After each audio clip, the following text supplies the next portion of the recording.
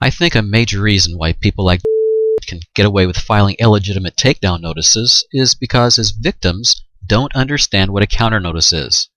In this video, I'm going to walk through the process of filing a counter notice using my counter notice to as an example.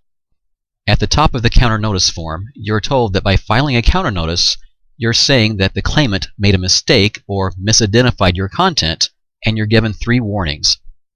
Don't file a counter notice unless 1. You're sure you have the legal right to post the video that was removed, 2. You're willing to disclose your personal information to the claimant, and 3. You're prepared to get sued by the claimant. When used as it was intended, the DMCA takedown counter notice system is part of the pre-trial phase of a lawsuit. In DMCA lingo, the person filing the takedown notice is called the claimant, and the person filing the counter notice is called the respondent.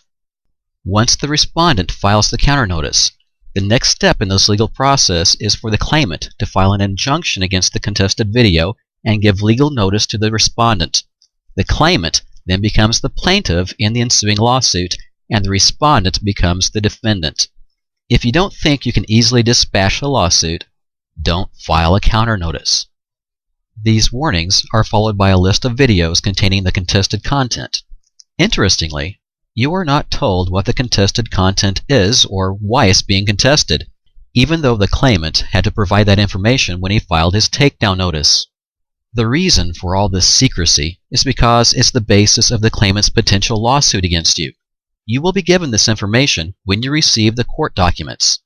Yes, this may make it difficult to determine if the claimant actually made a mistake or misidentified your content.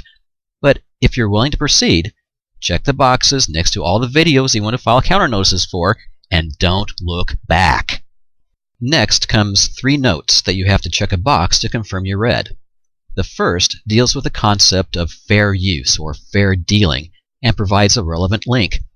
In the event the claimant didn't make a mistake and you did use their content without their permission, fair use might be your get-out-of-jail-free card. I'll do a deep dive on fair use and how it could apply specifically to using content from YouTube videos in my next YouTube video. But for now, I'm just showing you how to fill out the form. The second note you have to confirm is that you consent to giving away your personal information, and that you are aware that the next step in the legal process is for the claimant to sue you. In the third note, you acknowledge you are aware of 2 other ways of removing a copyright strike against your account. If you do nothing, the strike should expire in 6 months, but the video will not be restored. On the other hand, if for some odd reason the claimant retracts their takedown notice, then the strike is removed and the video is restored. Next comes the part where you give away your personal information and the reason you're filing the counter notice.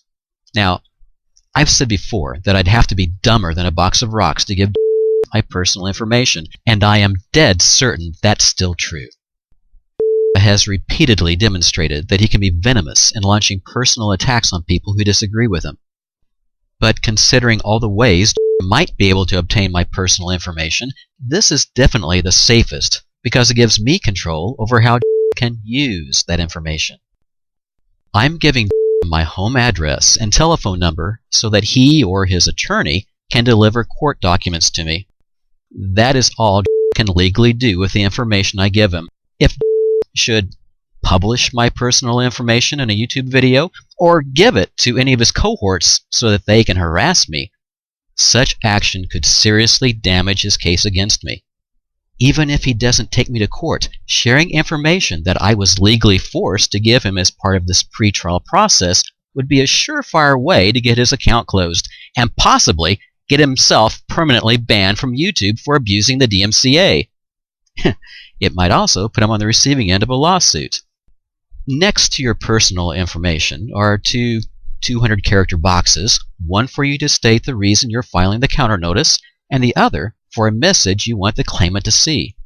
Notice the respondent's reason for contesting the takedown notice is not forwarded to the claimant. That's because what you put in this box becomes the basis for your defense against the pending lawsuit. This is the only fair part of the takedown counter notice system, keeping both parties in the dark as to what the other is doing. At the bottom of the page, you have 3 more legally binding statements that you must confirm with checkboxes. First, that you believe the claimant made a mistake about your right to use their material or misidentified your material for theirs. Second, that you agree to meet the claimant in court in your own federal district or in San Francisco if you live outside the United States. And third, that you understand YouTube will close your account if you misrepresent anything on this form. To finish the process, put the same name you used in the personal information section above in this box and click Submit. Voila! Your counter notice is on its way. Stay tuned for my next video where I will explain how fair use might apply to the two videos I just filed counter notices for.